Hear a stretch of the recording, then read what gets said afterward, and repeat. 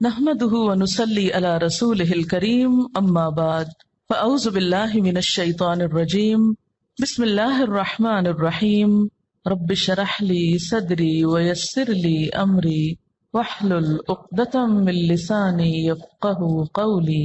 اللہ کی رحمت سے مایوس نہ ہو جاؤ، یقیناً اللہ سارے گناہ معاف کر دیتا ہے، وہ تو غفور الرحیم ہے۔ پلٹ آؤ اپنے رب کی طرف اور مطیع بن جاؤ اس کے قبل اس کے کہ تم پر عذاب آ جائے اور پھر کہیں سے تمہیں مدد نہ مل سکے، اور پیروی اختیار کر لو اپنے رب کی بھیجی ہوئی کتاب کے بہترین پہلو کی قبل اس کے کہ تم پر اچانک عذاب آ جائے اور تم کو خبر بھی نہ ہو۔ کہیں ایسا نہ ہو کہ بعد میں کوئی شخص کہے افسوس میری اس تقصیر پر جو میں اللہ کی جناب میں کرتا رہا، بلکہ میں تو الٹا مذاق اڑانے والوں میں شامل تھا۔ یا کہے کاش اللہ نے مجھے ہدایت بخشی ہوتی تو میں بھی متقی لوگوں میں سے ہوتا۔ یا عذاب دیکھ کر کہے کاش مجھے ایک موقع اور مل جائے اور میں بھی نیک عمل کرنے والوں میں شامل ہو جاؤں، اور اس وقت اسے یہ جواب ملے کہ کیوں نہیں، میری آیات تیرے پاس آ چکی تھیں، پھر تو نے انہیں جھٹلایا اور تکبر کیا اور تو کافروں میں سے تھا۔ آج جن لوگوں نے خدا پر جھوٹ باندھے ہیں، قیامت کے روز تم دیکھو گے کہ ان کے منہ کالے ہوں گے۔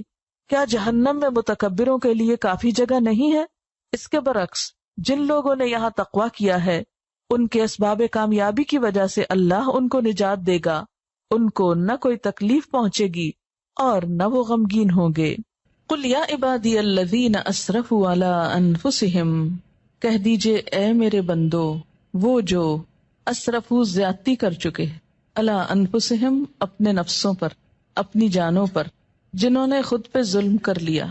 اسراف کہتے ہیں گناہوں کی کثرت اور اس میں بہت آگے نکل جانا، یعنی بڑے بڑے گناہ کر بیٹھے۔ ان سے بھی کیا کہا جا رہا ہے؟ لا تقنطوا من رحمت اللہ، اللہ کی رحمت سے مایوس نہ ہو۔ یہ نہ سوچو کہ اب تو بس صرف ہلاکی ہوں گے، ہماری چھوٹ ہو نہیں سکتی کیونکہ ہم بہت گناہ گار ہیں۔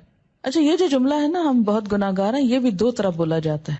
ایک تو حقیقت میں یو مین اٹ کہ ہم بہت گناہ گار ہیں، اور ایک یہ بہت گناہ گار ہیں دکھاوے کے طور پہ، ورنہ خود کو سمجھتے کوئی نہیں ہے گناہ گار، کیونکہ جو خود کو گناہ گار سمجھے وہ تو نظر ہی نہیں اٹھا سکتا، وہ تو حجت بازی کر ہی نہیں سکتا۔ لا تقنطوا من رحمت اللہ، نہ تم مایوس ہو اللہ کی رحمت سے۔